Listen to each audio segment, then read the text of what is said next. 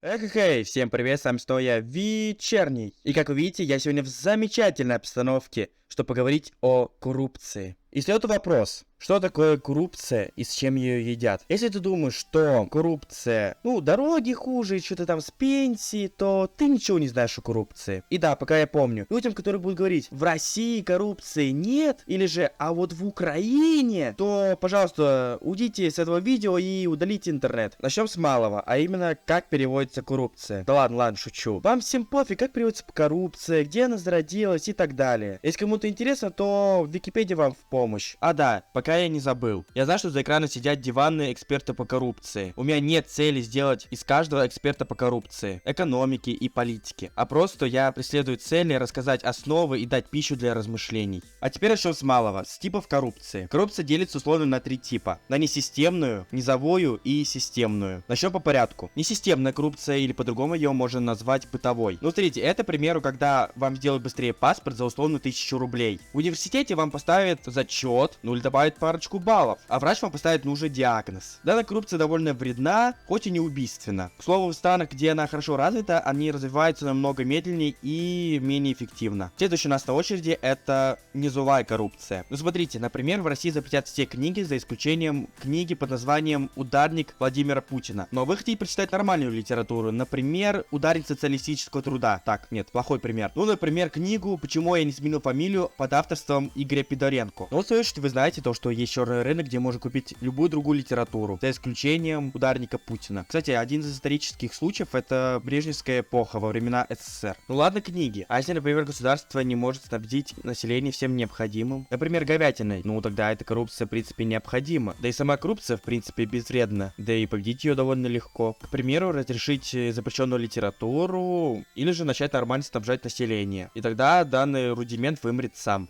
А теперь куда страшнее и куда вреднее. А именно, начнем с самую главную суть данного видео. Системная коррупция. Данное повествование невозможно начать с лету, и поэтому начнем с налогов. Если ты добросовестный налогоплательщик, то ты пошляешь примерно 48% налогов. Да, не удивляйся, ведь 13% НДФЛ, или же налог на доход физических лиц, плюс 20% НДС, или же налог на добавочную стоимость, плюс 30% пенсионный фонд, социальное страхование и медстраховка. Плюс, если еще добавить акцизы на алкоголь, сигареты, имущественные, земельные, транспортные налоги, то да. Но к чему же это? Да и вообще, куда уходят наши деньги? Вопрос хороший, но если вкратце, то деньги распределяются на общее благо, а именно на медицину, коммуналку, образование, пенсионный фонд и на силовиков. Но это в идеале, но если там, наверху, деньги налогоплательщиков начали присваивать к себе, то бишь относиться к ним как к своим, то начинается эффект рецессии государства. Начинает падать уровень финансирования социальных институтов.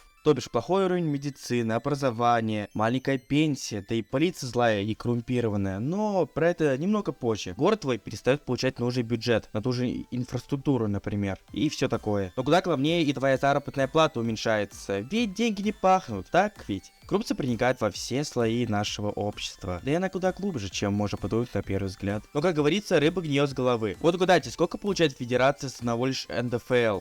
Правильно, 6 триллионов рублей. И то, это всего лишь треть федерального бюджета. И, чтобы вы понимали, это самостоятельный доход 51 субъекта миллионника России. А теперь вопрос. Тем, кто выше, где деньги? Пока обычно российское общество разлагается. Но я это не просто так сказал, именно так и приводится коррупция. А именно разложение. Помните, говорил про злую и коррумпированную полицию? Так вот, не удивляйтесь, зарплату в 43 тысячи прожить почти нереально. А давайте еще вычтем НДФЛ и получим 37 400. Скажите, пожалуйста, вы предлагаете человеку на 37 тысяч жить, следственно питаться ему дешевой и второсортной едой, налку. Поэтому полиция у нас злая, ведь на 37 тысяч нет такой мотивации работать так, как от него ждут. Отсюда и коррумпированность полиции. Некая подработка, ведь без нее никуда. Без денег я имею в виду. А это всего лишь пример с полицией. Примерно такая же ситуация может встречаться в любой отрасли. Даже в той, от которой вы можете даже не ждать. В образовательной сфере вам могут за определенный прайс закрыть зачет или поставить 5 за год. Это если мы говорим про школы, а в больнице лучше вылечить, например. Нет, я не одобряю такую коррупцию, я просто отвечаю на поставленный вопрос. К слову, это все тоже может отнести к бытовой или же системной коррупции. А теперь к людям, которые будут говорить, мол, меня коррупция не касается, и я ее не замечаю. Хорошо, я больше чем уверен, что именно ты большую часть своего времени ходишь по никшам, поэтому давайте разберем обычную бытовую ситуацию. Представим, вы не представитель государственной инстанции, а обычный работяга в сфере IT. Ну, представим, программки пишете. То как на вас отображается коррупция? А все очень просто. Вот просыпаешься, кушаешь, одеваешься и выходишь. А перед твоими глазами замечательные пейзажи из хрущевок, которые не реставрировались с момента самого Никиты Сергеевича, но это ладно. Потом садишься в маршрутку, где куча людей без настроения, ведь их чистая заработная плата 25-45 тысяч в месяц. Некоторые из них работают в сфере услуг. Отработав, заходишь в магазин, где продавщица Галя наорала на вас. Но это не просто так, потому что ее зарплата где-то 30 тысяч, и она не превышает. Так еще когда вы ехали, ударились об турникет из-за плохой дороги. И по итогу у вас у самого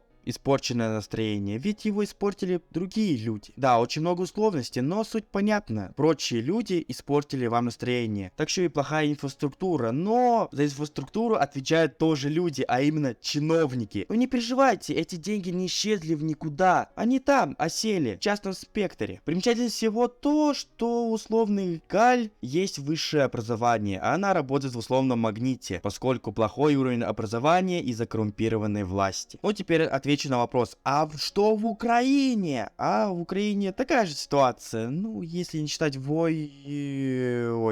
специальную военную операцию. Но что по цифрам? Россия по рейтингу восприятия от коррупции находится на 136 месте, а Украина на 121. Ну, как говорится, зато в пакеты с Вы слете в пакеты? Да. Что еще скажите? Слава Украине! Куда хуже это борьба с коррупцией. В России очень хорошая тенденция, когда явный коррупционер уходит от ответственности, а обычного жителя могут за нелепый репост посадить в тюрьму. Но как борется с коррупцией в других странах? Ну, к примеру, в Северной Корее могут даже из огнемета сжечь. Ну ладно, это Северная Корея, другой мир, там за неуважительное отношение к руководству Корейской Народно-Демократической Республики человека из зенитных установок стреляли. О чем вы? А в Китае просто за это расстрел? Я замечательно отношусь к Китаю, только дайте мне социал-кредит и кошку-девочку. Пожалуйста. Но несмотря на такие жесткие меры, КНР на 65-м месте. Это довольно низко, чтобы вы понимали. А вот в большинстве странах за это просто сажают в тюрьму. Ведь смертная казнь это не вариант. Но недостаточно просто бороться с коррупцией, нужно, чтобы и в высших эшелонах власти была заинтересованность. Вот, например, Афганистан. Когда талибы брали власть, президент Каши Ашраф при побеге из страны прихватил с собой 2 самолета, заполненных деньгами. Хотя в Афганистане, по словам самих афганских правителей, боролись с коррупцией. Но в нашей необъятной тоже, по словам, борется с коррупцией. Но я лучше промолчу, а то могут ивано-агенты записать. Думаю, пищу для размышлений я вам дал. Но нет, это еще не все. Коррупция проникает глубже. Даже туда, куда не надо, чтобы проникало, например, в оборонный спектр. Напоминаю, все совпадения случайны. Дело в том, что во многих коррумпированных странах неплохая армия. Но когда неплохая армия переходит в...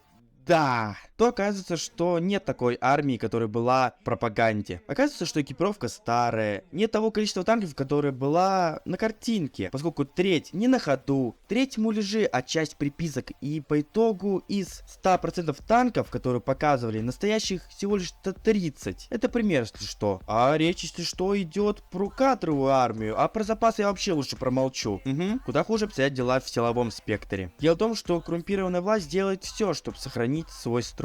Например, увеличивают количество кадров, иногда увеличивают бюджет, но, как правило, даже в этом спектре есть распил. Из-за чего старая форма, старый автопарк и так далее. Но чаще всего именно силовики становятся некой карательной организацией. Правило, соответствующий министр это знакомый... сами знаете кого. Ну, так скажем, высшего эшелона власти. По такому раскладу, силовики это больше не охрана правопорядка, а охрана режима. Страдают не только социальные институты, а еще и частные предприятия. Но здесь все очень легко. Малый бизнес уничтожается в угоду монополий. Ведь кто больше платит, тот и получит контракт. Да и кто может башлять, тот и пройдет все проверки. Сами понимаете, малый и средний бизнес на такое не способны. Да и монополиям выгодно. Их не коснется берется никакие закрытия, ведь вся вертикаль власти это их гарант безопасности. Да, не все монополии такие, но большинство. Кумовство и блат еще одно последствие коррумпированной власти, но вы и сами все понимаете. Как бы кого-то упомянуть налево, направо, иноагент или тюрьма. А еще и тюремный институт, да вы всю суть уже и сами поняли. И в представлениях все не нуждается. При коррупции все плохо и все ужасно. А в частности, при системной коррупции страдают все государственные институты, социалка, общество, экономика, политика, юриспруденция, как в частности суда. Ведь борцов же надо сажать. А то, что они там про нас плохое говорят? Фуф. А на этом все. С вами был я, Вечерний. Боритесь с коррупцией. И всем пока.